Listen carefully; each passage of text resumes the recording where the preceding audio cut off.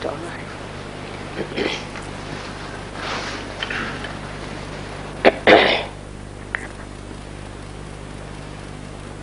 I bow to all the seekers of truth.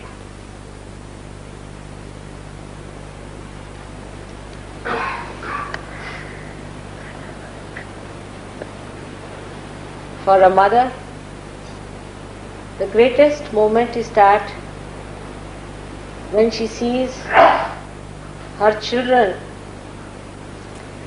get all her qualities, all her wealth, and all her power. There's nothing more she wants.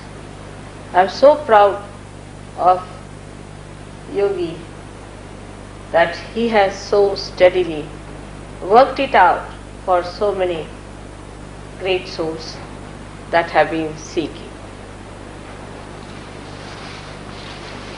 As he says, that seeking can be very much misleading if you do not know what you are seeking. But you will be amazed that those people who are also misled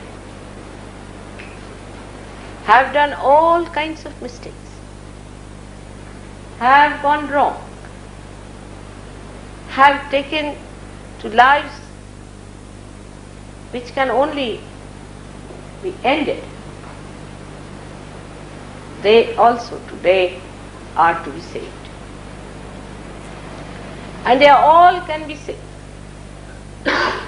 God's love is abounding. It's so great that I am myself surprised at its operation.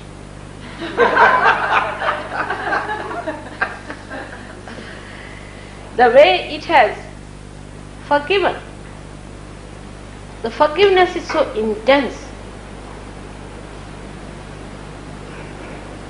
The love so sweet and delicate. And the way it works out. The beautiful correction which you also do not feel how you are corrected. It's such a blessing of these modern times. It was never so easy before. And thus, I have to just say that you are very fortunate seekers.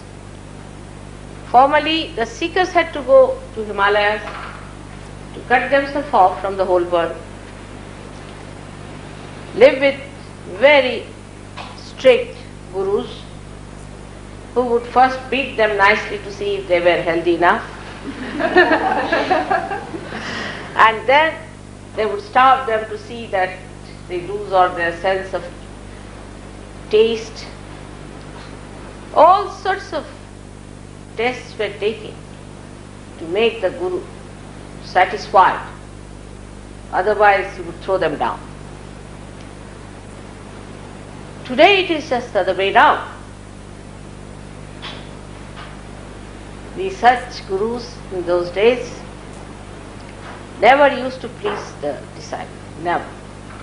They never tried to see that the disciples are not upset. But today I see how sweetly this power is correcting. One has to understand that these are the days of our last judgment. This is the last judgment. We are not going to judge by anything else but our Kundalini which resides within us. It's said in all the scriptures. But people do not understand that at the time of judgment you will be resurrected also. You are to be resurrected. The one who has created you, the one who has worked so hard, has to be worried about his creation.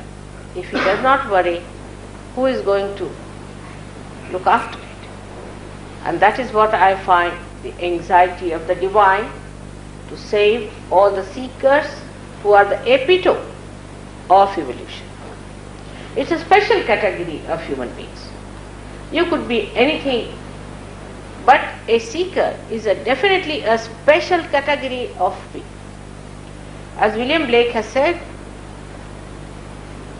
men of God, meaning seeker, will become prophets, and they will have power to make others prophet. That's what it is. The time has come.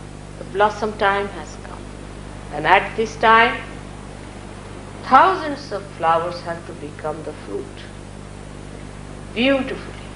Not with trouble, not with tears, not with joy, but complete uplifting and a joyous life thereafter. So you must know that you are a special category of people. You are the people who are going to lead the whole world ahead. Those who are lost in the mundane things, in the seeking of joy, in power, money, or other things, you shouldn't worry about them, or should not think that they are absolutely useless. They are going to follow you, but first you have to establish yourself. You have to become good Sahajogis, as we call it. Today, as you know, Sahajoga should be called as Mahayoga. It is written that when Sahajoga will be done on a mass basis, then it becomes Mahayoga. It is described so many times in Indian scriptures and by many Sikhs, and they have been looking forward to this happening en masse. I just witness all the beauty, the bounty, the great technique, the divine technique, how it works in such a mass scale. As you know, thousands and thousands come to my program, and all of them get realization just like that. It is too fantastic to be believed.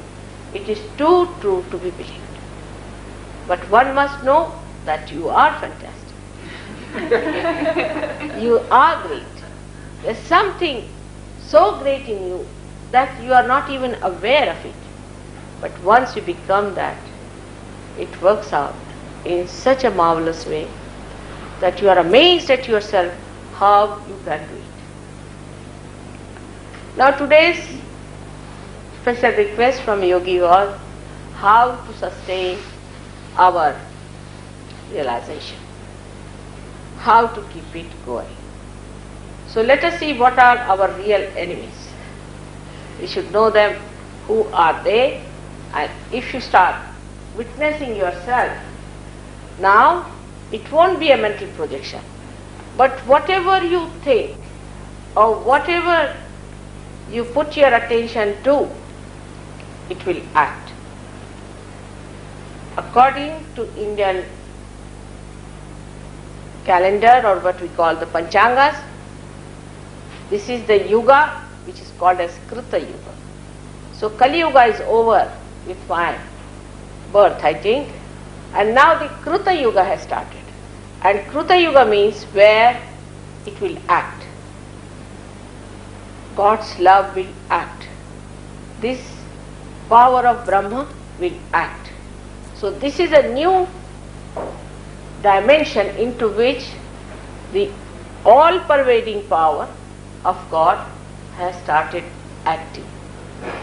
So when you think also of something, it acts. So let us see what are our problems and how we get affected and how we get dragged down.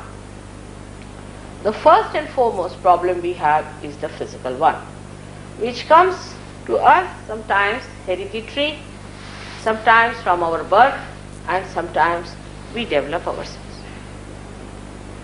So we should know what is the physical problem we have, and we should face it. We all can cure our physical problems. But certain things people do not understand. Like you go to a big departmental store, a Sahajogi especially, and he gets completely drained off. I have taken some of them with me to buy some presents.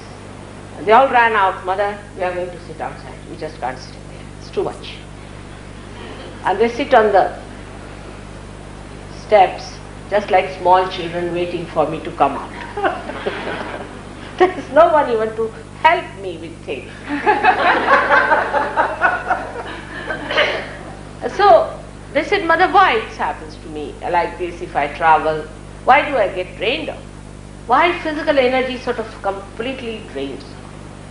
So the thing is that now as you have become the channel of God, the energy is sucked in by other people who are sitting around, or those who are in that place, or who are working there very hard. It's perfectly alright because you have chosen to be the channel. But if the channel is completely dragged, the sense that if everything gets exhausted, you also feel the drain for the time being. But at that time, it's a very simple technique, divine technique, which we should remember. That the source of our energy comes from the Spirit, which resides in our heart. At this time, if you say, "I am the Spirit, I am not this physical being, I am the Spirit, why should I be drained out? I am the Spirit."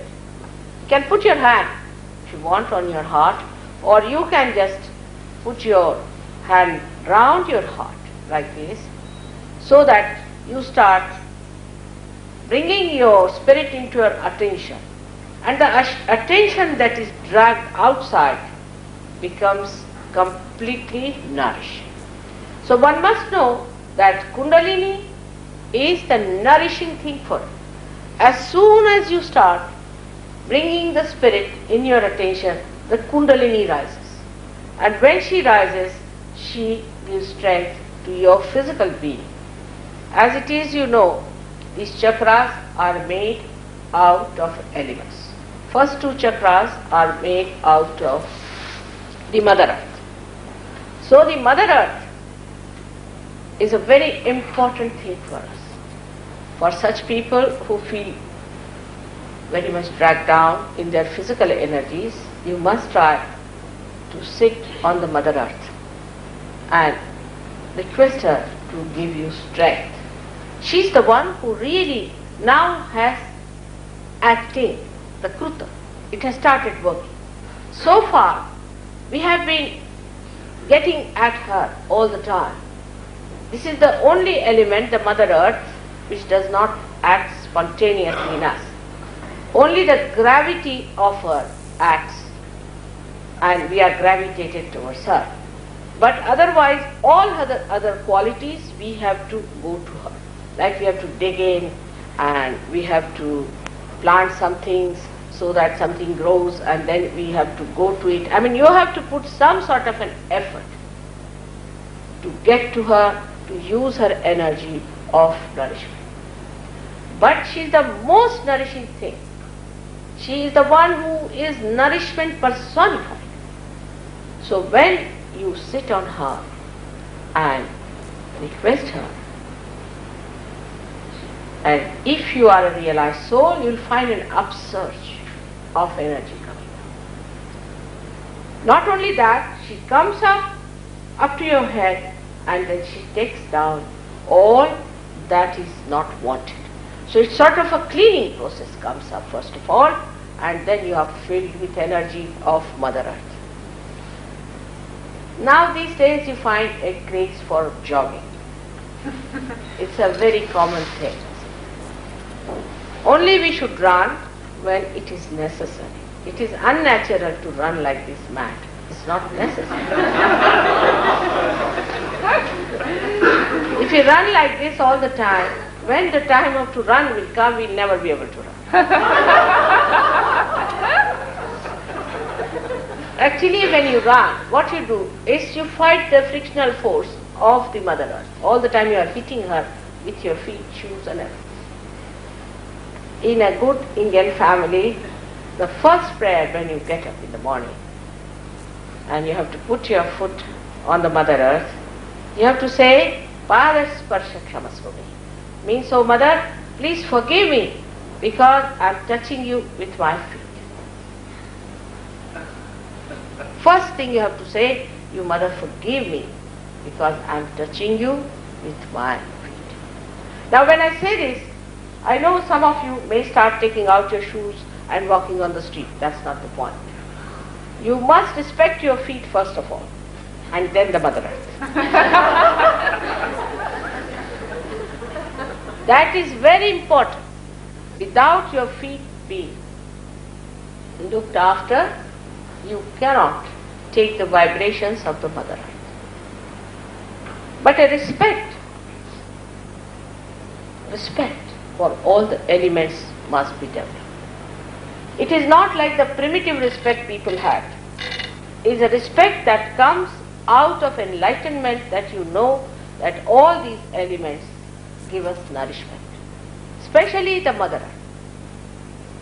Now I have seen also people trying to extract things from Mother Earth absolutely without any discretion, and you know what is the result today. The matter that is extracted is converted into things like plastics, this, that, all useless things.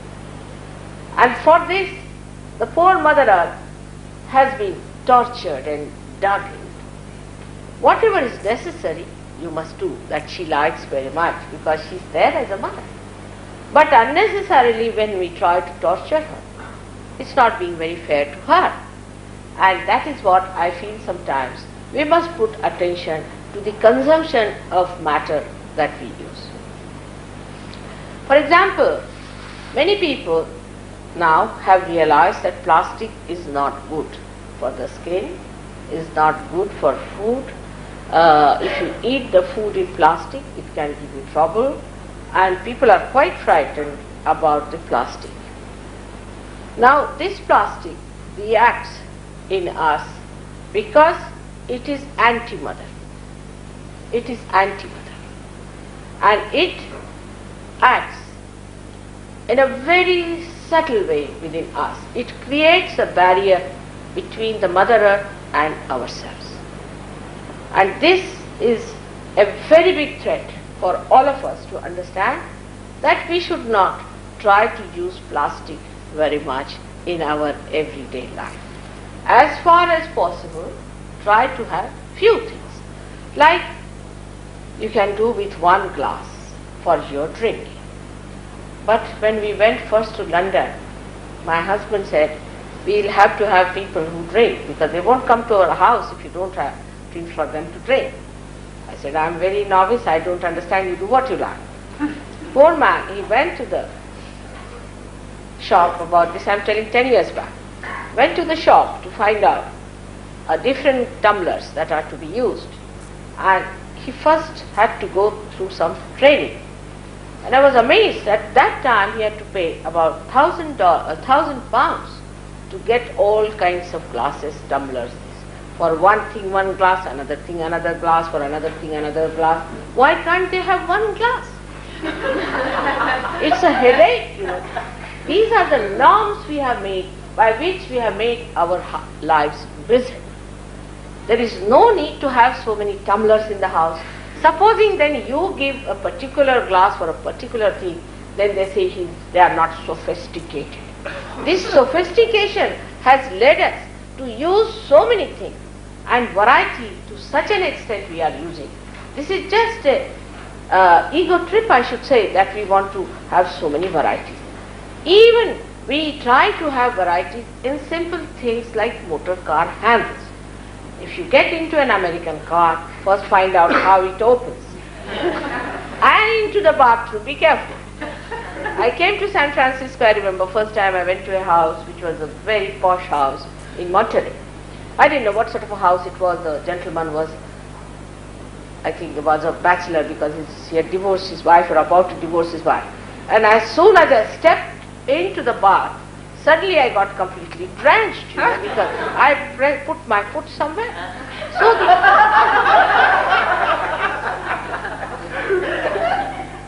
So the attention is wasted first of all in creating variety.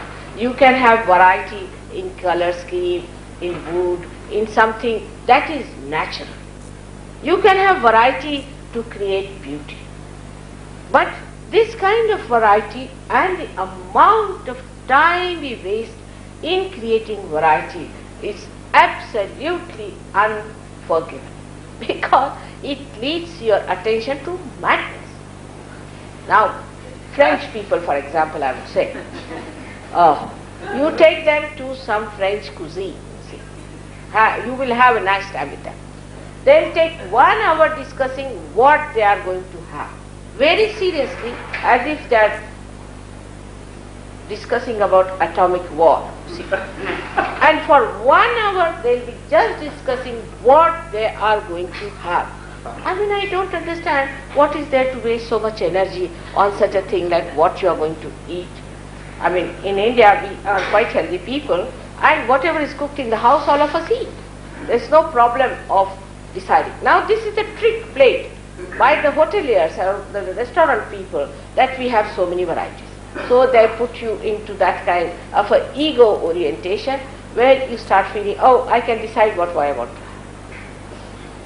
And you go on worrying about these things. Then he has to make 10 types of foods. Some food is consumed, some is not consumed, and something is thrown out. Such a waste comes out of this madness is to choose. If you go and want to buy something, say a simple thing like a lamp, it's not easy. They say, now, what you want? I said, I want a simple lamp to read. Now, this has got the blue of the green of the yellow, and that has got this of the this of the this, and that has got that of that and that. Say, no, I want a simple lamp. Can you give me some lamp which I can use for my reading? Oh, no. You see, you have to decide. You get back, you don't know which one to buy, what to buy, because it is too much of choice. And this too much of choice, you should decide for all your life, once for all. Like, say, my blouses. Now, this blouse I decided when I was, I think, about 12 or 13 years of age when I started wearing sarees. The style is the same. My tailor knows what is my size is, he knows my blouse, how to make it. Finished, once for all this. No more headaches. So the blouse has to be the same. But we had some people who were very much westernized, and they would go on cutting the sleeves here, then putting the sleeves here, then bringing the sleeves here, then going up like that all the time, moving their sleeves up and down. And ultimately I found they always were lost in the race, because they didn't know what was the latest going on. All these fashions and all these things are created to make you mad. For a Sahaja, he should have his own fashion, once for all decided, this is my dress, I am going to wear this, finished.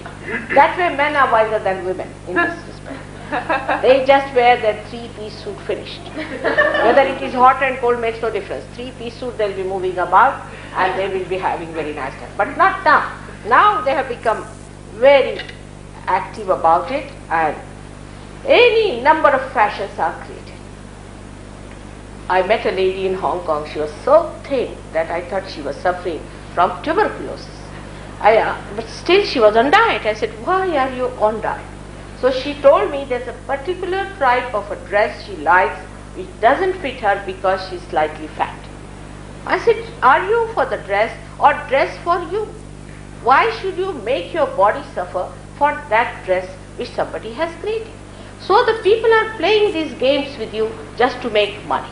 Understand this point, and Sahajogis must understand it much better, that we are not going to be persuaded or to be controlled by anyone like that. We are above this. Nobody can control us. There is no slavery anymore of anything. So we move further with this, the clothes and things like that, and the food. Now, Indians are the worst for this, I must say, because Indians are very particular as to what they want to eat. They are the worst husband, because you have to keep them pleased, you see. But with other people, you see, whatever you give them, they are that way much better, because their eyes are more developed, but not their food habits. So we go on wasting our time on these things. And then you say, we have no time, mother, for meditation. How will you have time when you are wasting your time on such and such things? So try to make your demands as less as possible, but that doesn't mean by any chance that you become a sannyasi. A sannyasi is not allowed in Sahaja Yoga, you know very well. But not to be driven into this madness, what should I buy, this I should buy or that I should buy. Those things where your attention is completely diverted. Now I'll tell you what, the best thing you must know about matter is this, that you can express your love through the matter. Before coming here, before going to Los Angeles, I was busy shopping for presents to all the people who are there. I really evacuated most of it in Los Angeles. Then again I went for shopping to buy something for people. Now I have to go other places. That's all. I just enjoyed that. Because you can communicate better. Better than words, better than anything. You give a little thing, it remains with them. They see it, oh, mother has given us. It's such a big thing for them. They may have the greatest things of the world, the richest things, but their mother has given me this one, has got these things, the vibrations are there. Now, we must know that you are Sahaja Yogis, you have got vibrations. You have a new awareness. You are in the fifth dimension. You are in the fifth dimension, not in the fourth, but in the fifth dimension. At this stage, when you are in the fifth dimensions, you must understand that you can find out about every matter through your vibrations. So whatever you want to buy, you should see the vibrations. You will be attracted to a thing which will be most vibrating and would be the cheapest. Go to any shop. Because all the rest do not understand vibrations. So they go in for something that is not really full with the coefficients to give vibrations. So that would be the cheapest. The other day I wanted to buy something of silver. And I said, this is the best. And there were 3-4 Sahaja Yogis. They said, oh, beautiful, this is so delicate. I said, we'll go buy this. And she said, that's the cheapest. So you get the cheapest thing, the best thing, and the vibrations, and what you want to have is available there. So we need not put our attention too much into this. One person, you see, decides that I am going to buy a particular thing. I must have that particular thing. Why? Why do you want to have only a particular thing? You may go to buy a shirt, you might end up with a tie. What's the harm? See, one should take for life in not such a way that you fix your attention with obstinacy on anything. If your attention is kept mobile, you go somewhere, all right, this is what is available, is sufficient. The attitude towards life of all the Sahaja Yogis should be that, yes, now we have come. If you are late, it's all right. If you are not late, it's all right. You are there, you are not lost. As long as you are not lost, there is no need to be agitated. Just sit down with yourself, because yourself is the spirit. If you can develop that kind of an attitude, I tell you, you will be above many things that bother you. Regarding comfort now, we come to the part where we are trying to find out comfort out of this matter. Now be careful on that one. For Sahaja Yoga, the comfort crawls upon you. See, we have come out of matter, don't forget that. We have come out of matter and we have to become the spirit. This is the natural course that has to take place. But because we have come out of matter, it's very easy for us to go back to matter. Very easy. Anything that is material can always overpower us. For example, a tree is dead. From the dead we make another dead thing, say a chair. Now if there is a chair, we cannot sit on the ground. Chair becomes, you see, our dominating feature. Wherever we go, we carry a chair with us because we can't sit. If we get used to a very comfortable bed, then you cannot sleep on the ground. So these things, when they start crawling upon you, you must know that your spirit is being dominated by matter.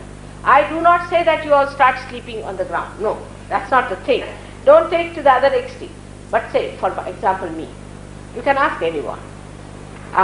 Some people came to see me in London. I have a very nice house, I should say.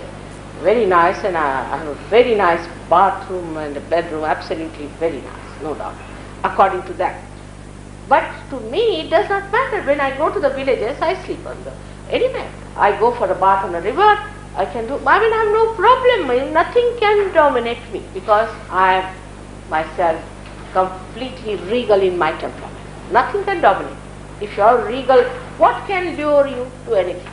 But that does not mean now you go and sleep on the stones. It does not mean that. When you become the spirit, automatically it will happen to you that you will not need any kind of a particular comfort, nor will you care for it. If you get it, well and good. If you don't get it, well and good. You are not bothered. You are not going to waste your time on that. Now formerly they used to take the saints into cells, put them there in the caves to make their lives absolutely uncomfortable, to train their bodies to be able to bear all kinds of heat and cold. But that is not necessary after realization. Once you are realized, there is no need at all to torture your body. Your body automatically takes to that. Today we haven't got another great disciple of mine who worked in Australia, but when he first came to me, I had a very bad time with him and he had a bad time with me. Because I told him, if you are coming with me, it is absolutely Sparta, worse than Sparta. So if you are coming with me, be prepared for anything. He said, I am prepared, mother, I don't mind. I said, all right, come on. He and his friend, both of them came. And next in the morning, both of them were furious. You see, they had packed up their things, put them on the rickshaws and they were going away. I said, what happened? I slept on the cement. I said, really? I'm sorry for that. But how it happened? There were only 2 mattresses and 3 persons. I had to sleep on the cement. The other said, I slept on the cement. And they were very angry. So they went to the market and bought two big mattresses, thick ones like that, carried them on their head, and all the Indians started laughing because it's not done in India to carry mattresses on the head, you see. And then they were even more furious. These stupid people don't understand anything. We are so uncomfortable this time. And they brought those 2 mattresses there. So I said, all right, now will you be carrying these mattresses with you? They said, yes. And they carried them along to Delhi. But somehow they lost them again. Now it was too much for them to believe that they have lost the mattresses on which they could sleep. I said, are you going to carry your mattresses in the kingdom of God? And that made them think. In the kingdom of God, the comfort it comes from your spirit. If your spirit is comfortable, you are comfortable. If your spirit is not comfortable, you are not comfortable. And how the spirit gets uncomfortable, that we should try to see now by understanding what makes the spirit happy. Say the music comes from matter. If you see the thing was played, it is made of matter.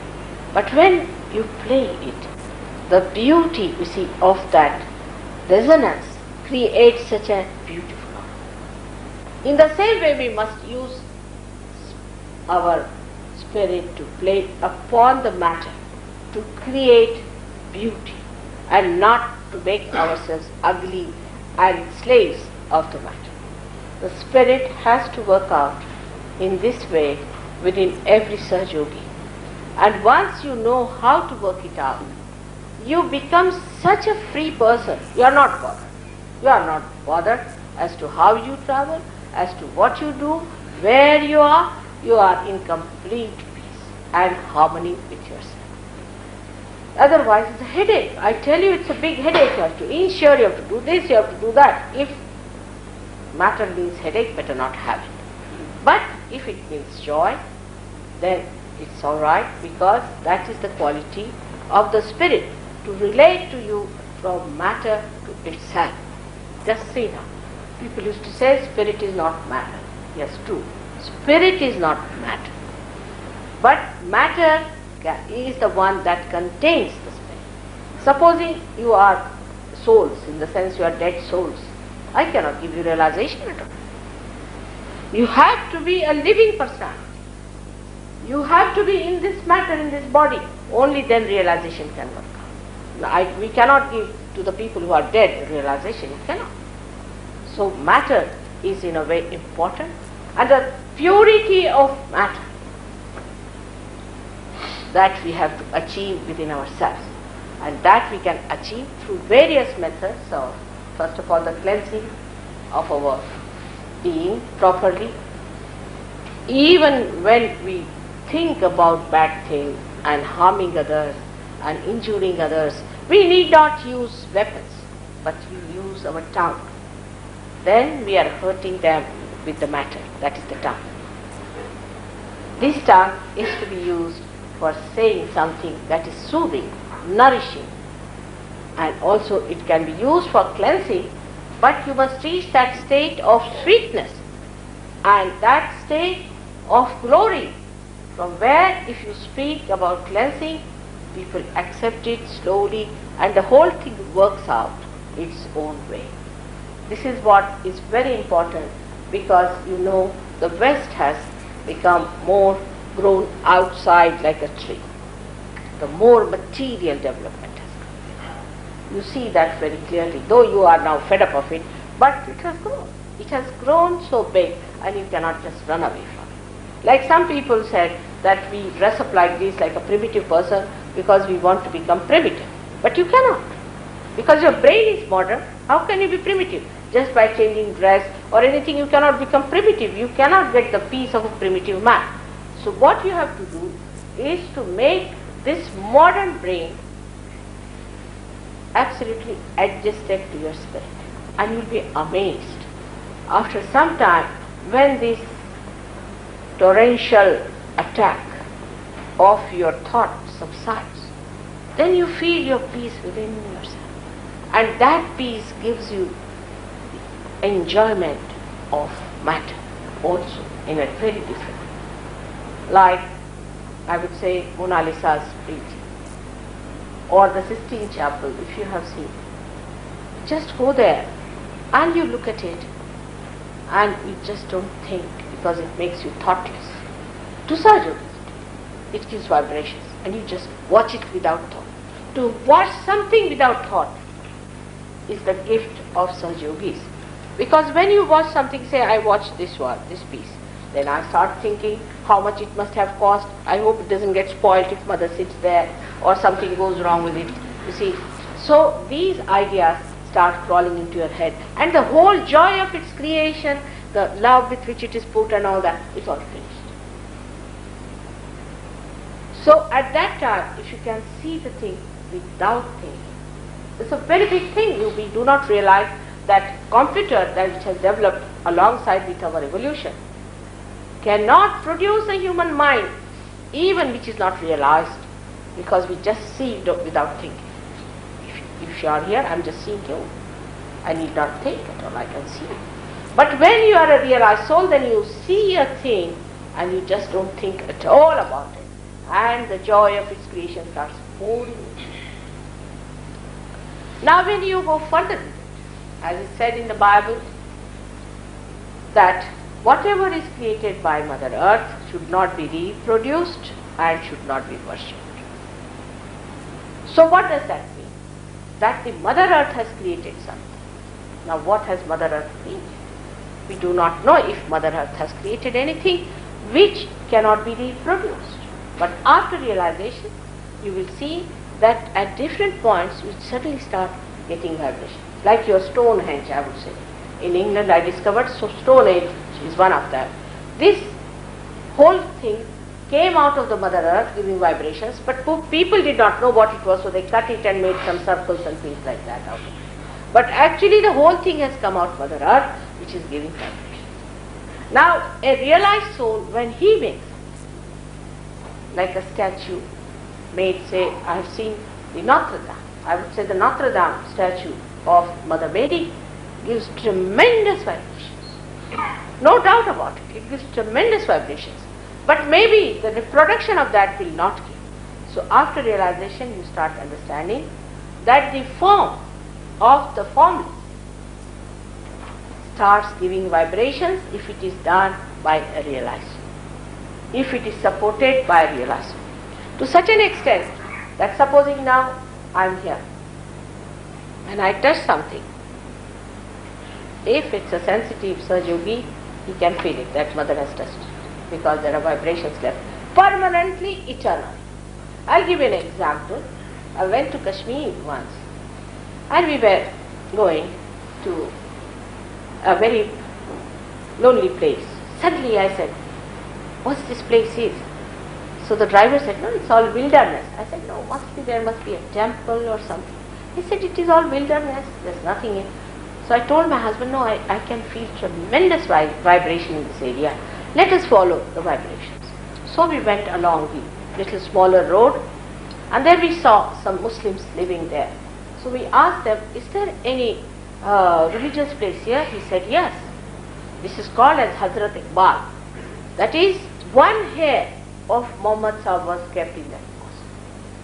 And I caught it about 5-6 miles away from that place. One hair of Muhammad Sahib. One name of Lord Buddha. One that dress of Jesus Christ. These, how will you make up? Because of vibrations. With vibrations you know this is the place. There are all controversies can be resolved about whether it belongs to Christ or not. Everything can be explained, whether it was the hair of Muhammad Sahib or not, on vibrations. If it has vibration, it is so many things this Mother Earth has done for us to emit vibrations for our well-being, to keep the atmosphere clean. She emits innocence. She is the one who emits innocence, and that innocence definitely looks after our well-being. It tries to guide us in proper ways. There's another example. I went to a place, very small place, Musalwadi, in Maharashtra. And they told me that they wanted to make a retaining wall for the water that was accumulated, and they called it as a big lake. So that lake was to be given we can call a bund, to be built there. And about 60-70 years back, they say, an English engineer tried to build it.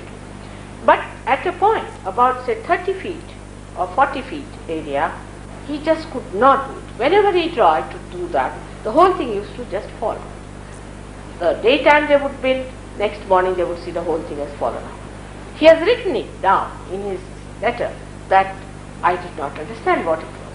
Then a saint came in and he said that this is a place, is a vibrating place, and you cannot build here. So the thing is built in a round. If you go there, if you are a realized soul, you will find a cool breeze, tremendous coming out. Even if it is the hottest day, you find an air conditioner working. But only the Sahaja-yogis can feel. That's the main point. Not the others. They cannot feel. So you can feel the air conditioner working there of this Mother Earth who is looking after us. She has done so many things for us, and in the Patanjali Yoga, her blessings are called as Ritambhara Pragya, which is a very important thing we have to understand. That when the spirit starts shining in our attention, and the Mother knows about it, then she fills us with Ritambhara Pragya. Now this Ritambhara Pragya can be translated like this. Ritambhara, Ritu means the seasons. The Mother changes the seasons. And this Mother Earth, as she chooses her seasons and she changes the seasons, that means she fills this universe with beauty of the seasons. When the knowledge of that becomes pragya, gya is the knowledge, pra means enlightened, becomes enlightened, then you start seeing how beautifully she guides you, how beautifully she bathes you, and how beautifully she nourishes you. It's amazing how she. Once I went down to Kuala Lumpur, and I was alone, no other Sahaja-yogi, and all the kinds of diseases, he walked into me there. They said we are to be cured. There were about 1,000 people in that garden, and I didn't know what to do. Then I just asked the Mother Earth, I said, now you better help me. And all of them, I asked them to sit down. They were mostly Indians, they all sat down on the ground. And most of them got cured with published in the newspaper that it was amazing thing that happened. But the best was a little boy of 12 years who was brought by the parents because he had polio, he couldn't even walk. He was sitting there and they said, where has he gone? He's lost, where has he gone? He had just got up and walked up. This Mother Earth is such a big thing. We have no idea. And her consciousness that we have to now know is what is Kundalini. Kundalini represents the Mother Earth within us. The feminine love, the feminine qualities. Now we talk of feminists, of course that feminism is something absurd. To become man to the woman, woman to the man, it's all pendulum-like movement. And you know whatever moves in a pendulum is not progressing. You have to move in a spiral. I hope you understand about the peptodes. You see, if they become linear, then they get destroyed. All their identity is lost. But if they retain their spiral nature, then they progress. In the same way, we too have to go in our consciousness in a spiral way, jump higher than what we are. And that's only possible by the spring of Kundalini, which is nothing but the representation of Mother Earth within us. She is the Mother Earth. So now what do we have to become? We have done all this aggression and then competition and then all kinds of things. We have grown so big. Now we have to go to our roots. We have to get that force that will nourish us. That is the Kundalini, which is also Kumbha in Sanskrit language, meaning the Aquarius. That's why it is called the age of the Aquarius. Aquarius is the Kundalini. And this Aquarius is going to nourish us, soothe us, and take us to that place where, besides God's place, is the Spirit. She is the one who gives us this union yoga. So one has to understand that the pendulum movement is just mental projection. If you move into one direction, then you can move into another direction. It's all linear. If you see, all your enterprises are linear.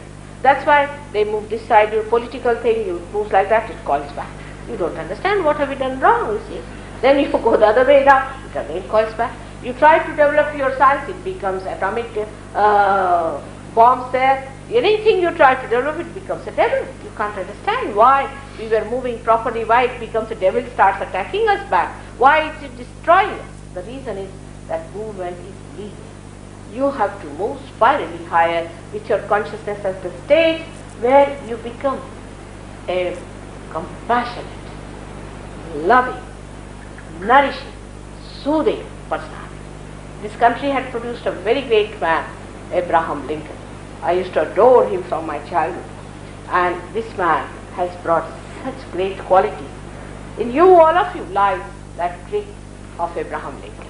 And when the Sahajogis will rise with a great realized soul, I am sure you will all will be achieving that fulfillment, that nourishing quality, that soothing quality, and also that divine love, which is so pure, without any lust or greed.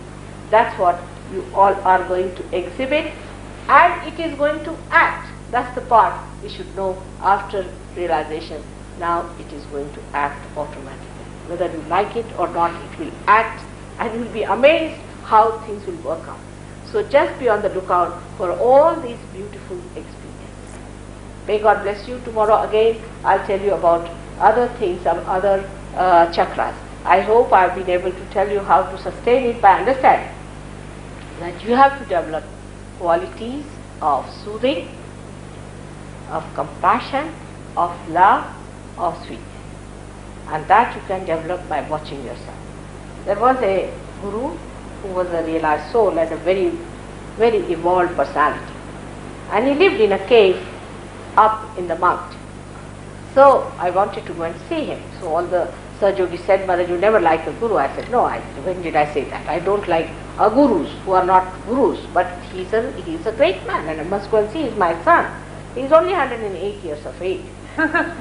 So they said, Mother, how will you do it? I said, I'll do it. Don't you worry about me. I'm going to climb up.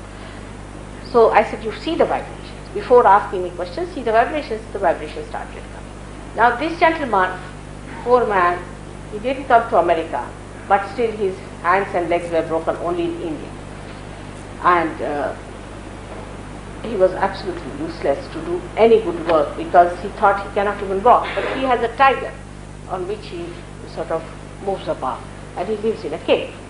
So when I went up, he also has a great power to control the elements. As far as the rain is concerned, he has a great control of rain. So when I went up, it started raining very heavily, and he got very angry. And he said, "What is this rain? Why is it like this?" When I went up, he wouldn't look at me. He was sitting on a stone seat. He was doing like this, and he wouldn't look at me. When I went up, I went and sat nicely in a place. He had made a nice seat for me every day. I sat down, and then he came up to me. He said, "Why did you keep the rain like that? I cannot even give you a clear day when you are coming to see me. That's my mother after so many days."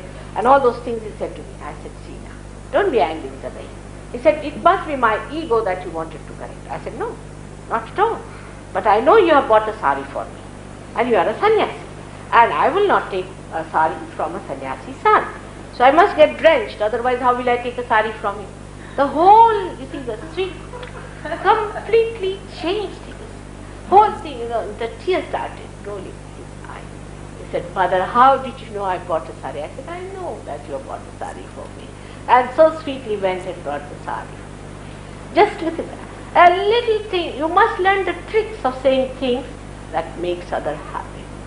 Giving small little things matter to make others happy.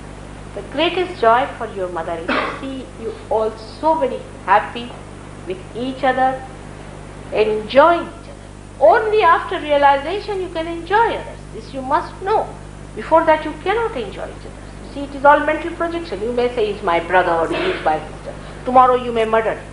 But after realization, you really enjoy that person. How? Because the vibrations are the fragrance of the personality. And when you feel, "Oh, what nice." Sometimes, a very great soul comes to my feet. And I have seen 10 people standing there, they are all taking vibrations from him, and they would not allow him to get up. Whenever poor fellow tries to get up, they say, "No, lie down there." Because they are taking the vibrations, because they are enjoying it so much. It's like that. So one must understand that you have such a dimension of love, which acts, which actualizes, which soothes, which nourishes. I hope all of you will become great trees of love, abounding love, of complete purity and truth. Next year when I'll come, I'm sure I'm going to see that here. May God bless you. I would like to have questions from you, and I would like to answer. There is no need to be aggressive with me, because some people can be very aggressive. I've seen there's no need, because I have not come here to take away anything from you.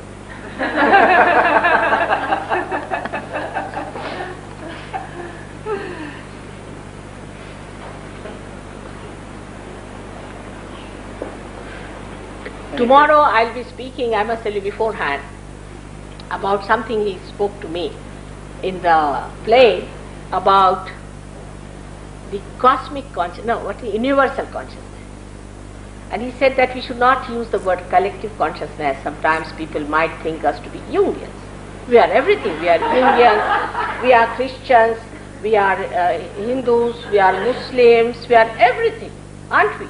Because we know all of them are one. So all truths are one. Jung was a realized soul, so whatever he said is the truth. We should not brand ourselves or anything. We are everything.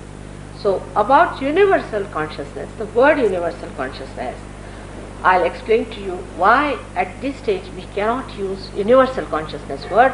When you rise to that level, then I will use that also. Just now it is only collective consciousness. Come again tomorrow. Can you briefly speak to us on re-embodiment or reincarnation, because it is not part of the Western teaching? Could you speak about reincarnation briefly? Reincarnation of human beings. Yes. What do you want me to speak? Is there something particular you want to know about it, whether it happens or it doesn't happen? It is absolutely in Christian doctrine. No, it is not true, because you see, how do you say it is never said that there is no reincarnation in the Bible? How do you derive that point? It's never said in the Bible that there is no reincarnation. Christ himself has said, I will be coming. How is it possible without reincarnation? Whatever is not said in Bible, how can we assume it as being against Christ? It's not said, nowhere, that you are not reincarnated. Never. Like you see, if I put on this red mark, you see, they say it's not Christian. Where is it said in the Bible that you don't put on a red thing and you can put on the lips?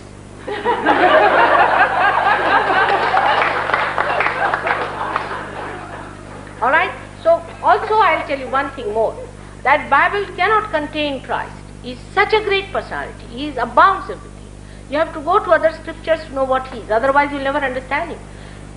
He was allowed only to live for 3 years. They limited his time so much. And whatever he could say, how many understood, God alone knows. But they did not even believe him. His own disciples did not believe him till he was resurrected. Now he is no more, so we take him as an authority. But what he was, how he came on this earth, for that you have to go to other scriptures, which were written 14,000 years back about him. Alright? I have another question. We'll take the next person, one question first. So do not bound to anything. Just keep yourself open. Alright? Thank you. Mataji, what is your perception of the present world situation? What is your perception of the present world situation?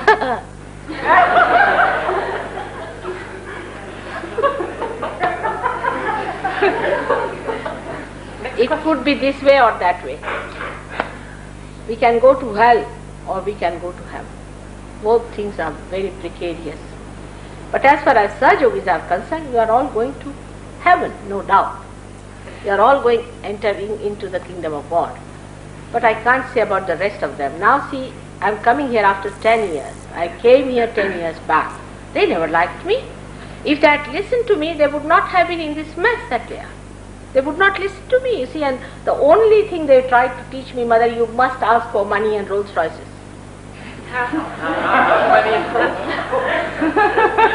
Even now you'll be surprised. There's a newspaper which said how many Rolls Royces she has. They said she has none. Then said we are not interested in her. Imagine. They don't understand God. They don't understand divinity. They don't understand. You see, they are supposed to be Christian nations. I don't understand what they know about Christ. How can they talk like this? And there were some in the other church I went, they brought the Bible to beat me. At least respect the church, respect the Bible, if not anything else. You see, so much bound, and they think they are great Christians. Christ has said, you'll be calling me Christ, Christ, I won't recognize. This is a fact. He's talked about the future. He's talked that he'll send you a comforter. He'll send you the Holy Ghost. He'll send you the Redeemer, and he'll send you the Counselor. What about that? Nobody's bothered. They must show a bony structure of Christ hanging somewhere. He could not have been a bony structure, you must understand. That's just your sadism that you put him up like that. Only if you see the Sistine Chapel and Opus, man, such exuberance. He was the Christ who could carry the cross. Tell these people to carry the cross, any one of them. Can they? Just talking about Christ doesn't make you Christians. You must know. You are to be born again, and you are to be born in by the living process of the living God. It's not just baptizing something. You all must realize. You see, in London you will be surprised that churches are now used as pubs. We must try to see. We should not hide our faces into something that is unreal. I myself took birth in a Christian family, as you know. And in India, most of my followers are Hindus. And they ask me, Mother, why did you take birth in a Christian family? Muslims and Hindus are medicine. That too, what you call Protestants. So I said they are the most sophisticated fanatics because they rationalize everything. This is the worst part of Christianity. And now they'll reach a bankruptcy. There's no rationality about Christ. How will you explain him? I can't understand. How do you explain Christ with rationality? You cannot. He's beyond rationality. He's beyond your mind. You cannot conceive him through your mind. Get out of it. You cannot understand him, what he was. How will you explain that he gave food to so many people? And the Holy Ghost, they don't want to talk. Holy Ghost is a mystery. They have a father and a son and no mother. Mother is missing. Have you seen such an absurd situation? Can a father produce a son? Let me see which father is it. It is absurd. Try to understand. I would like to tell all the people who think Christ is in their pocket, they are sadly mistaken. Please rise above it. Christ is there, no doubt. And he is the gate, no doubt. He stands at the Agya. But try to understand. Give him his full value. Give him his full glory. Don't put him in some books and some sort of a small corner. He is too great to be contained like this into small things. And that's what one has to realize. Give up all this fanaticism. Try to see the reality. Otherwise you may be the last to enter into the kingdom of God. Take it from me.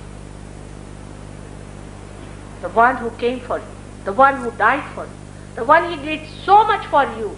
You have to do one thing, is to crucify all your misidentifications. That's what you have to do. And come as human beings. Give up all those ideas. Please, save yourself. Yes, I have something to say, but it's a question.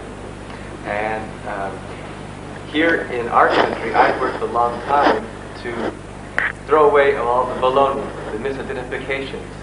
Now I see people like, well, not like you, but Kirpal Singh, his disciple Thakkar, and they say different things, and I am open.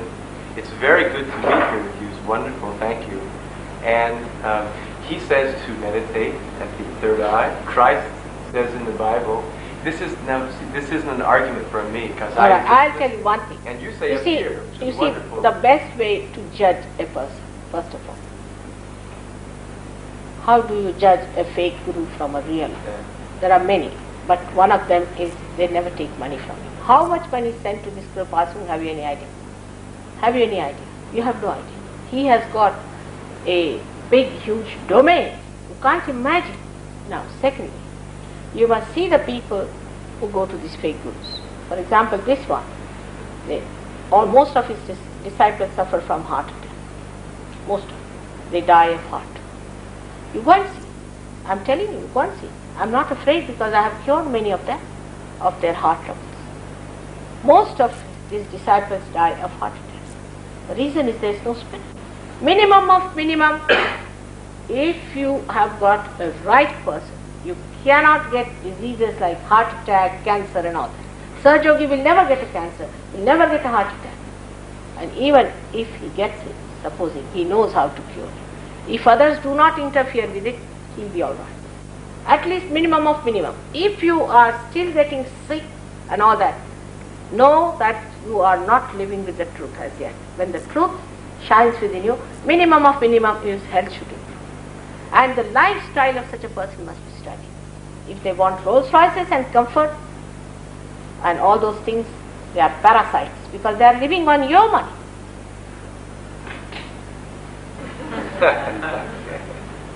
Thank you. So it's correct that. And thirdly, the last of all, I will tell you one thing. You must know what you are going to get.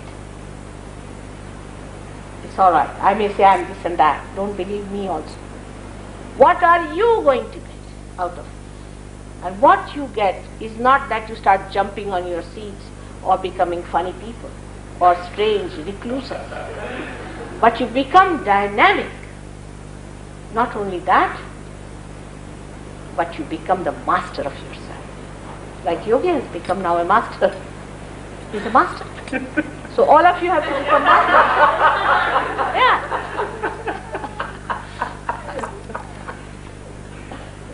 So you have to become the masters of yourself. Nobody can enslave you anymore. You have to be your own master. Yes, my child. Yes, I'd like to ask a question, and thank you for sharing, raising or protecting yourself by a circle around your heart. Can you also draw that on other parts of your body or helping others? Could you also heal other parts of the body as you protect the heart and heal it? Yes, yes, every part. Every part you can heal. That's the minimum you can, is to heal yourself. But you can heal others. That's the minimum of minimums. The physical side is the minimum you can. It's true. I have a two-part question. What do you think of Siddha Yoga and Bhaktivedanta and his successors? No. And what This do is you another. think of homosexuality? Could you ask something more related to the... You see, I don't want to talk about anyway. I have heard Muktanand ki baat kar.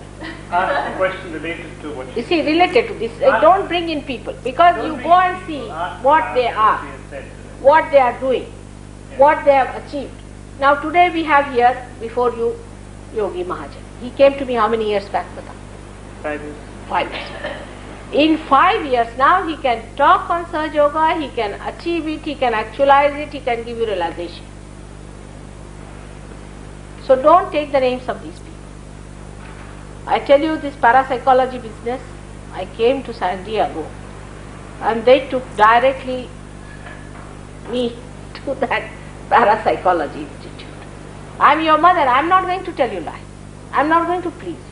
And I told them, what are you doing this parapsychology nonsense? You will be in trouble, please don't do it, these are all the spirits. But they didn't like it. They said, the Russians are doing it. I said, Russians will be also affected by that. You must understand these are spirits, don't do this parapsychology business. Today I went only 2 days back to San Diego. The people for that institute came and told me, Mother, we wish we had listened to you. The lady who was running it, her husband got a stroke, she herself is a recluse now, she cannot face life. She is much younger to me in age. So these people, what they have done to you, you should say. Don't take their names. I don't want to tell you about them just now, but one day I'll tell you when you are at that level, alright? What do you think of homosexuality? What is it? What do you think of homosexuality? Will you beat me if I say something? First guarantee that. Then I'll tell you. It is not natural, my child. Homosexuality is not natural. But unnatural things we do in a natural way many a times. The reason is this. Homosexuality, when I came 10 years back, was not known to people much. It little bit here and there. The reason it became very, very dominant, because firstly, I personally think the women were very dominating, they were trying to outbeat men. Moreover, to marry an American woman means you are in for bankruptcy within 2 years.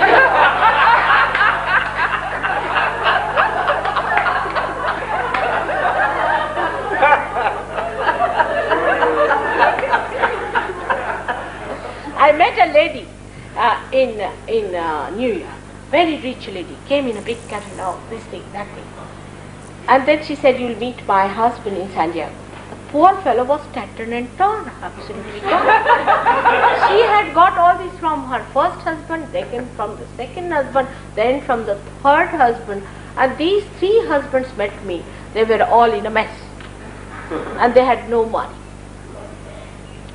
So they thought this law is such, if you marry a woman, it's terrible. You have to share everything that you have. In Australia, not share, you have to give away everything that you have. This kind of a partiality started.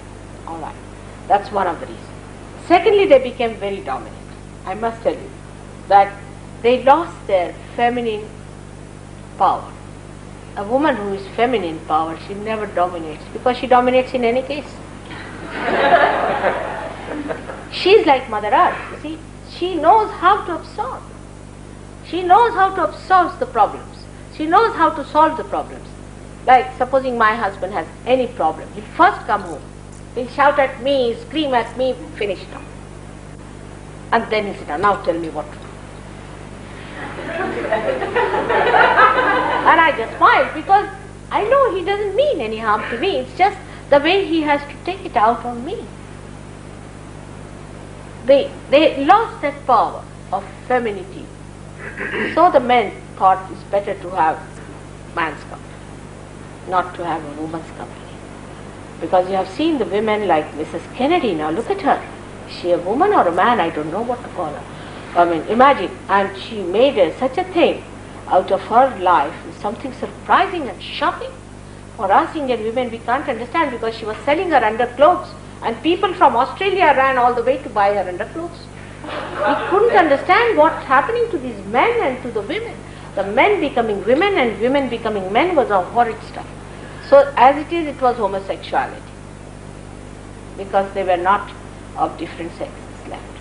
So men took to homosexuality as a matter of convenience. Thirdly, when a person gets possessed by a woman, a man gets possessed by a woman, he starts behaving like a woman. In America, we had a boy like that. He used to behave like a woman, he used to dress up like a woman, walk about like a woman, and he was a homosexual, in the sense that outwardly he was living like a man. To look at he was man, but he was a woman inside. When we removed his possession, he became normal. We have so many homosexuals who came to us when they got realization that's normal. They are married, they have children, and also women become women after realization. They become beautiful wives and very sweet things, and you'd like to marry them also.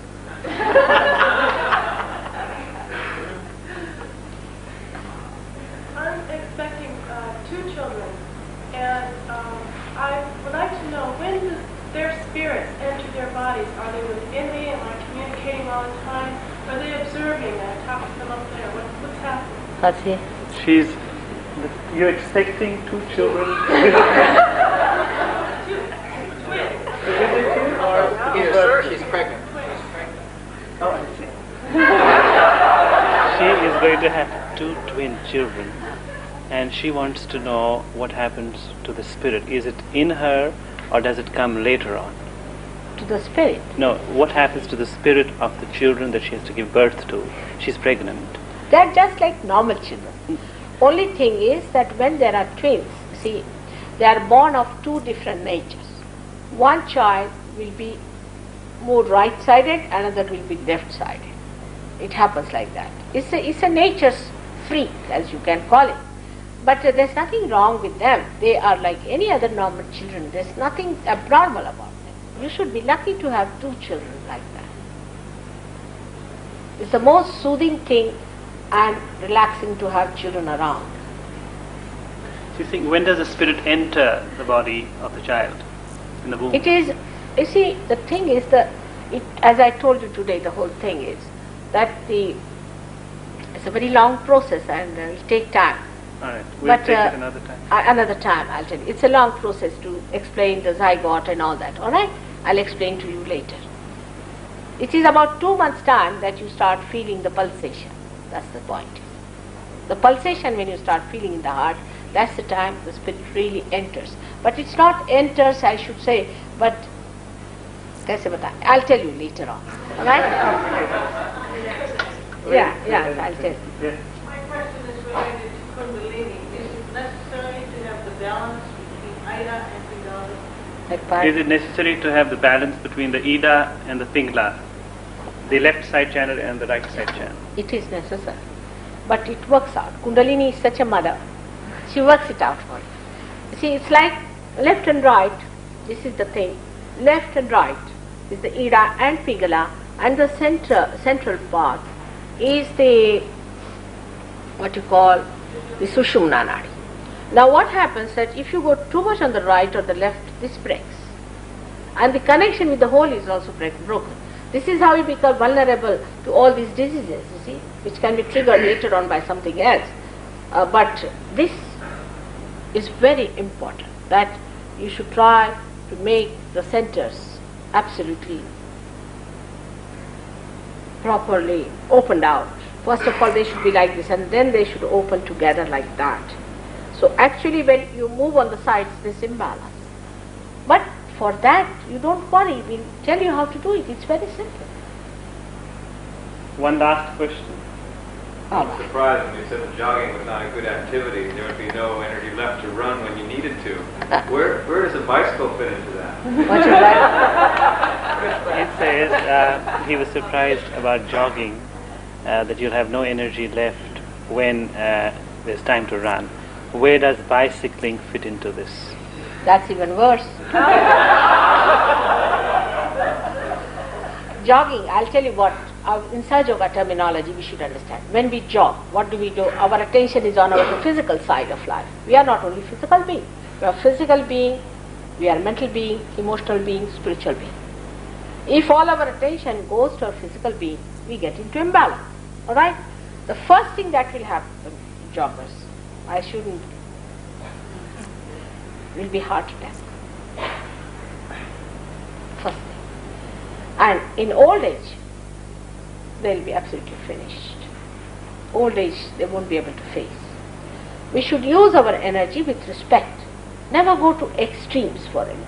Going to extreme is not good. Cycling, you should do a little bit. Also running, you should do a little bit. Everything in moderation. Everything should be in moderation. Extreme thing is not good. And even I've seen people who run too much, they don't have any emotional thing. There was one fellow, a dentist, who came to see me, he says, I have no feelings, I have become a Sthitaprajna. I said, how? He said, even when my child died, I never felt anything. My wife is sick, I never felt anything. Nothing happens to me. I'm just become a big sannyasi. I said, you have become nothing but a hard-boiled egg. There is no love in your heart. It's so dry, like a dried fish, you see. You need something in the heart also. Then he said, Mother, I really want to do that. Then I told him, stop your jogging and try to remain more on the left-hand side. Go and see some nice pictures with your wife, take her round, see Charlie Chaplin or something and enjoy yourself. And that's how now he's much better. He's not so bad. Come on. One more? Is there one more, she asked. So I would Alright, one more. Last. Yeah. Oh, I often wonder what the difference is when there's a sudden silence, like you go into a void, absolutely stillness. Does that mean that all of your chakras are in balance then? That sweet is like nothingness. She says, what happens when you go into sudden silence, which is very sweet? Does it mean that all your chakras are in balance? Of course, it means silence should be there, and when you feel the silence means your Kundalini has gone above your Agya chakra. But there could be another way of getting silence, which is a very dangerous thing. But when you get possessed, also you can't think. So there is a very small line one should understand that. But if you say you feel very sweet and happy and thoughtless, then that's very good. That shows that It doesn't stay very long. that will after with Kundalini. See, the thought rises and falls off. Another thought rises and falls off. In between the thought there's some space. See? Now this space sometimes you reach. If the thoughts are tired, they get elongated and that thing is there. Now this is the present. The central part is the present. And when you rise, the Kundalini rises, she makes this expand. And you are in complete silence. Like me, I am always in silence.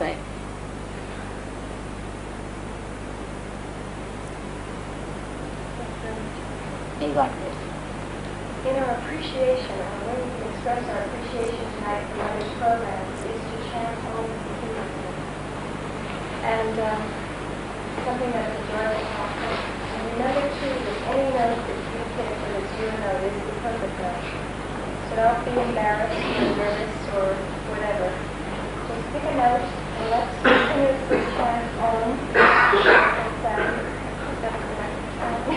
For about 3 to 5 minutes or for whatever.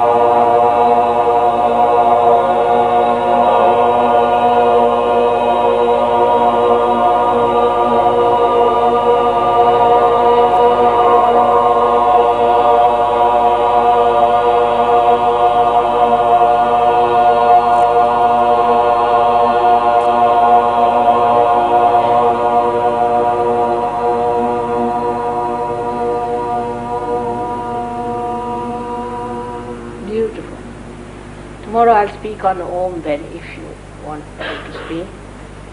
But I would say while saying this, if you put your right hand on your heart, because it's a pranasham. Om is right side, pranasham. You have to bring in the play of the heart, because you are saying it with your pranasham, singing something, but with your pranasham. With that, put your hand on your heart, that you are singing from your heart. It must be sung with the heart. It's just saying music or anything. If you say it from your heart, then it is sahaja. So it should be said from the heart. The bhakti, the devotion, the dedication is to be expressed through the heart. And without that, it's all dry, absolutely dry. Tomorrow I'll speak to you about Om.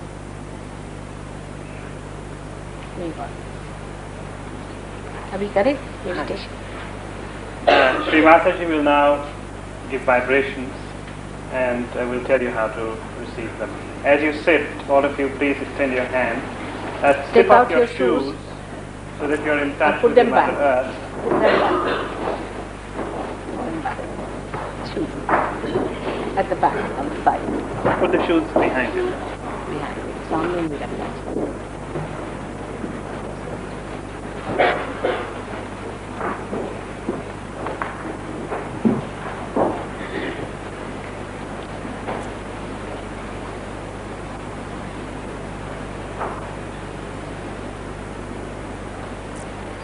Now, let us see how we correct our different centers, how we nourish them ourselves.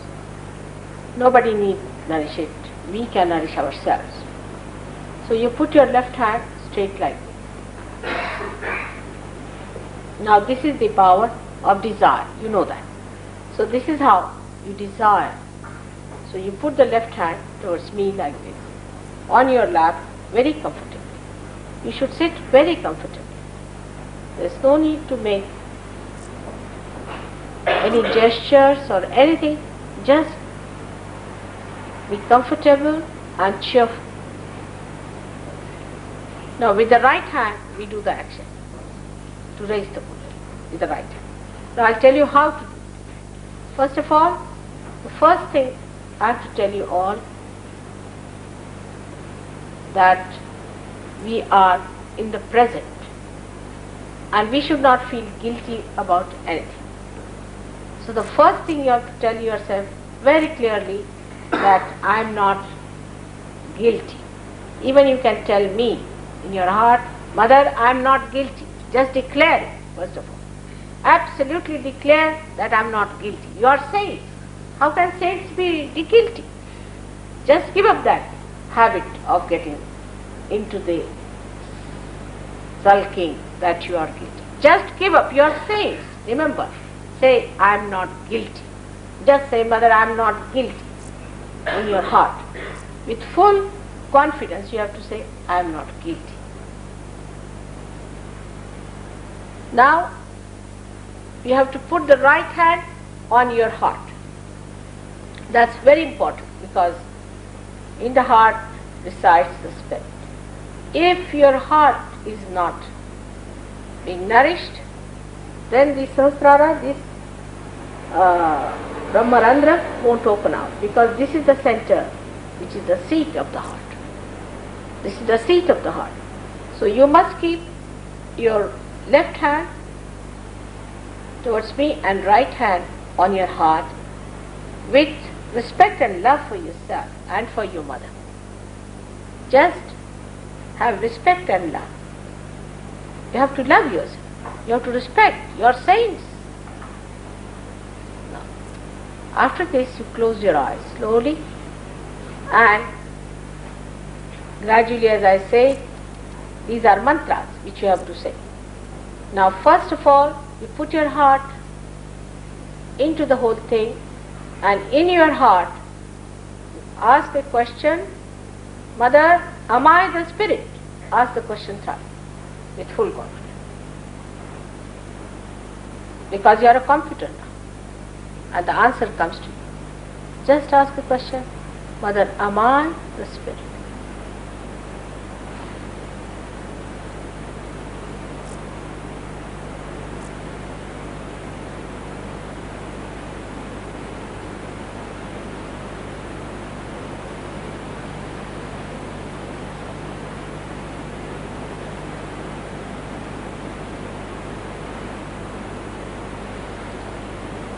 Put me in your heart, please, if you can. Just say, Mother, reside in my heart. Let's see. That will nourish your heart.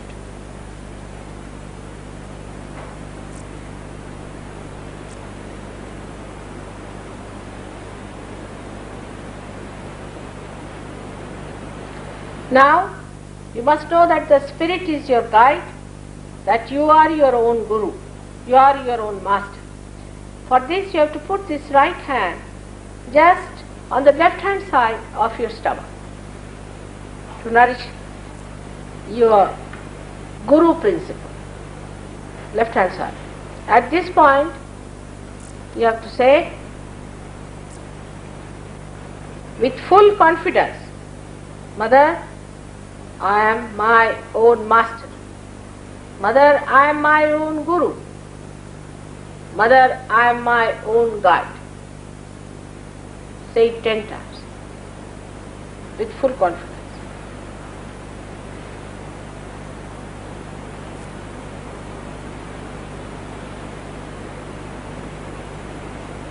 See, the vibrations will improve.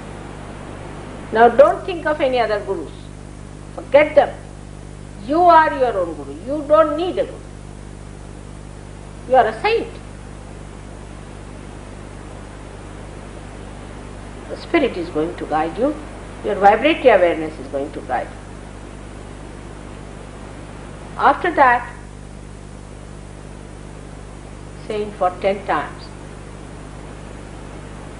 raise your right hand and again back to your heart. Now here, again with love, with full confidence, without feeling guilty, you have to say, Mother, I am the Spirit. Please say it 12 times. Just stop.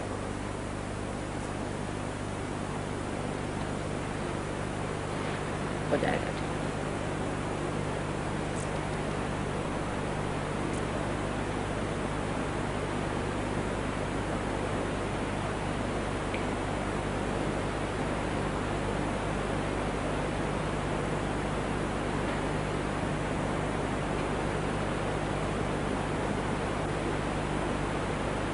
I am the Spirit. Mother, I am the Spirit. Feel confidence you should have. Now you are nourishing your heart.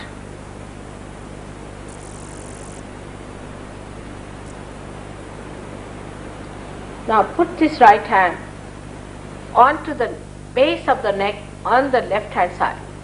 Please don't open your eyes till I tell you. At the base of the neck on the left hand side, this is the Vishuddhi chakra on the left hand side. Here you have to say 16 times, Mother, I am not guilty. And if you have that habit, say it 32 times. Or even to punish you more, you can say 108 times. It's horrible just now, I must say. It's the worst center just now, is to feel guilty. Did I say anything to make you feel guilty? Forget it. Forget. Don't feel guilty.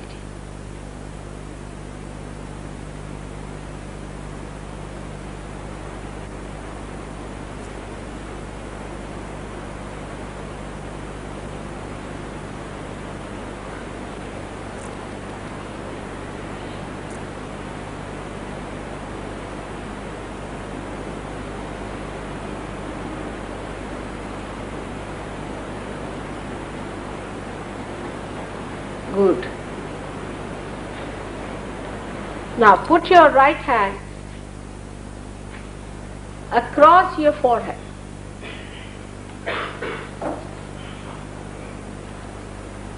At this point you have to say, Mother, I forgive everyone. This is the greatest weapon Christ has given us.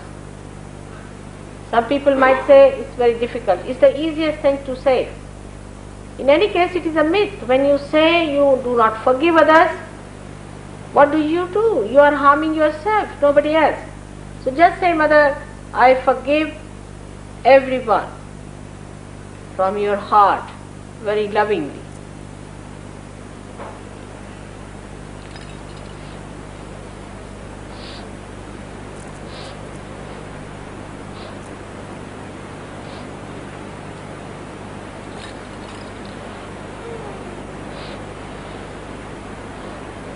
Now put the hand at the back of your head, at the agya, at the back. Hold it tight. Now without feeling guilty, you have to say, if you have done any mistake, O Lord, please forgive us. But without feeling guilty, you have to say that. Push back your head and try to hold it fast and just say that.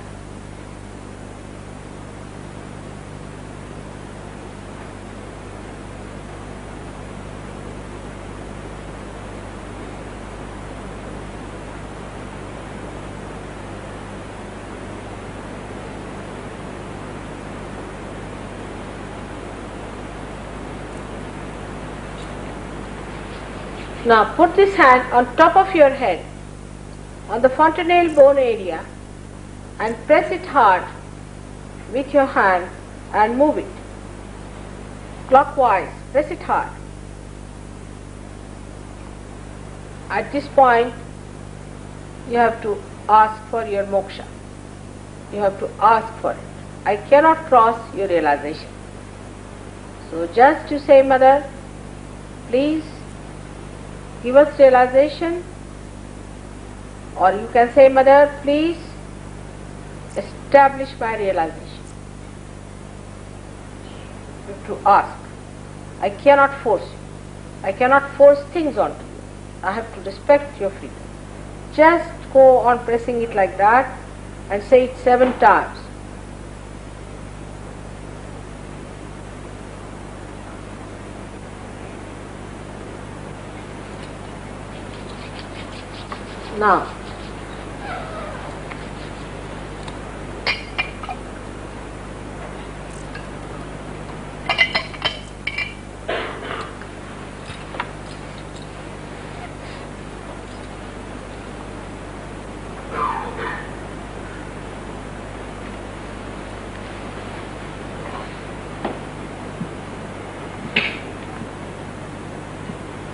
Now, raise your left hand on top of your head and put your right hand towards me.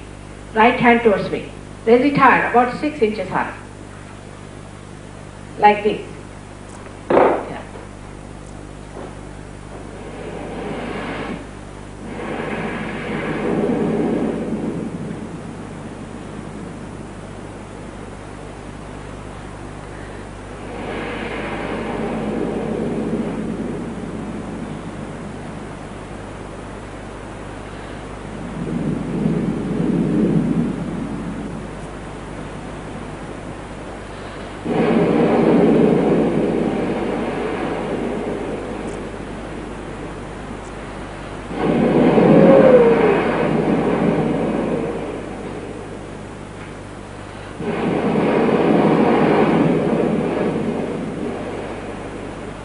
Now see, is there cool breeze coming out of your head?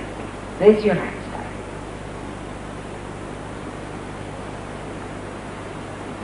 Better. Just see if there's a cool breeze. Feel it. Move your hands. If you want, you can see it now with the right hand, but move.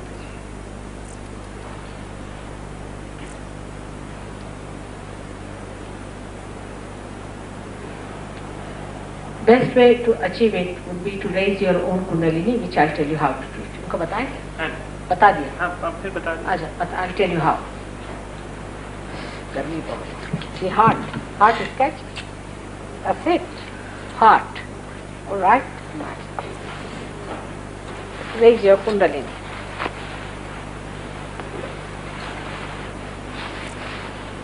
Put your left hand in front of your kundalini. Right. Left hand.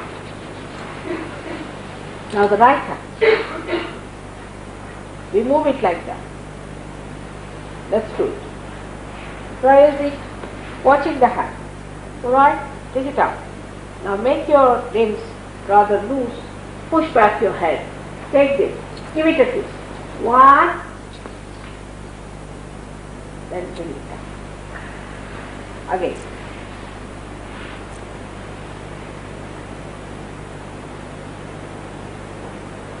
Watch your hand.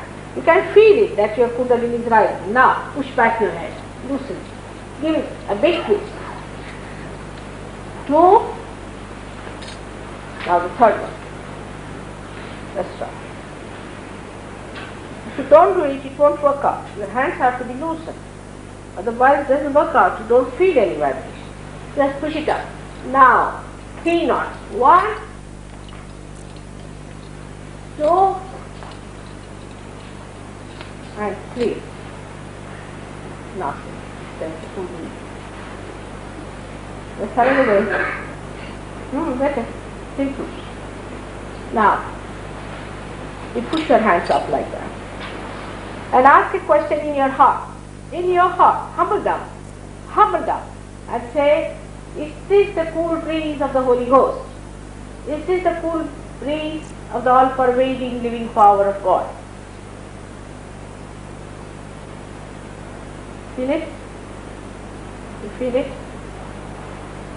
It's first time one feels the all-pervading power, which is subtle, which does all the living work.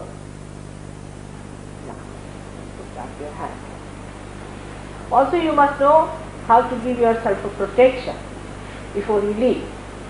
Put the left hand towards me, and the right hand has to be used for giving protection. Let's start it. 1,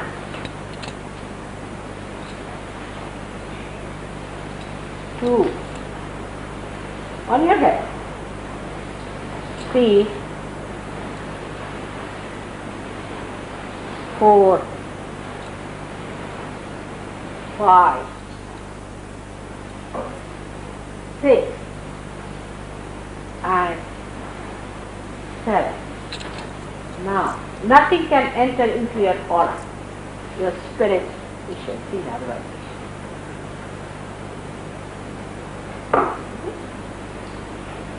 पूजा में कितने लोग आ रहे हैं? 6 और तो सबको बुला, 8 सहयोगी सबको बुला, सबका जितने भी पा रहे हैं. How many have felt the cool breeze? Please raise your hands high. Oh, great. Should we क्या कहें? इनको वैसे बोल देंगे. हाँ? बोल देंगे. There's another thing that we do, but it is only done for people who belong to the inner circle of meditation. It's a secret. And it's not given to people who do not belong. Because, you see, truth also is not easy to bear. Christ said, I am the light, I am the path, which he was, no doubt. But they crucified.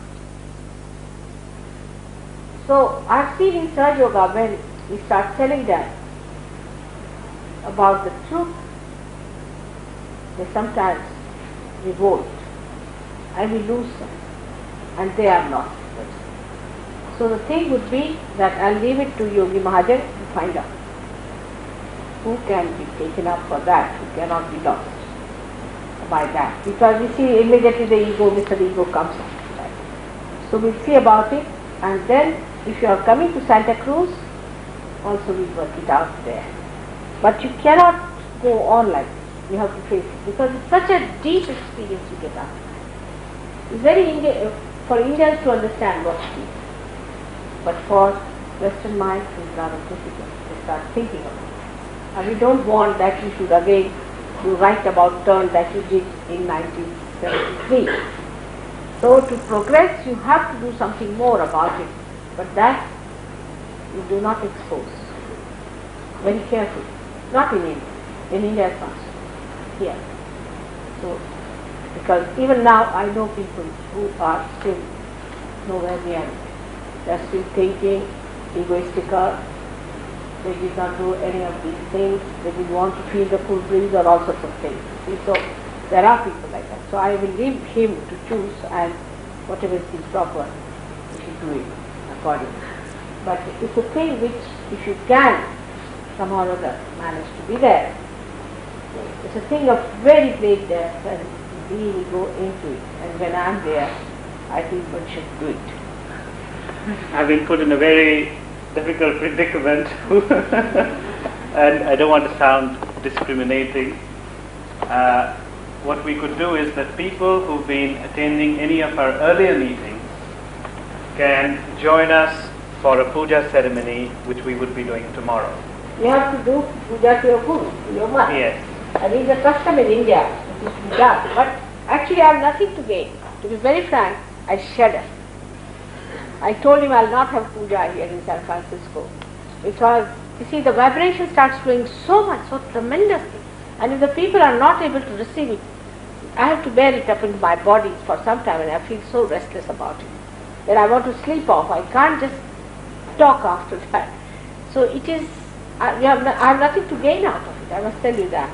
But you have to gain something out of that happening, by which you get your vibrations working. But of course those who have not felt the breeze should not come, to be honest to themselves, should not at all. But whatever he says, I mean, I leave it to him. Our telephone number He understands Americans better than me. Of course. Our telephone number is